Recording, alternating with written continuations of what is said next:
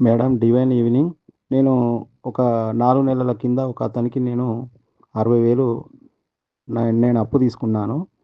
అయితే అతను పోయిన నెల 18వ తారీఖే అడిగాడు. అడిగితే నెక్స్ట్ మంత్ షూర్‌గా ఇస్తా అని చెప్పాను నేను.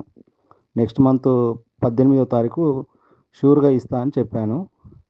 అయితే ఈరోజు నాకు 18వ తారీఖు కదా! ఈరోజు నాకు మార్నింగ్ రూ. 89,500 వచ్చినాయి మేడం నాకు. నాకు వేరే ఒక దగ్గర నుంచి రావాల్సిన డబ్బులు వాళ్ళు ఇచ్చారు. వెంటనే వెళ్ళి అతనికి నేను ఏదైతే 18వ తారీఖు మాట ఇచ్చానో కట్టుతా అని అతనికి వెళ్ళి డబ్బులు కట్టేసిన.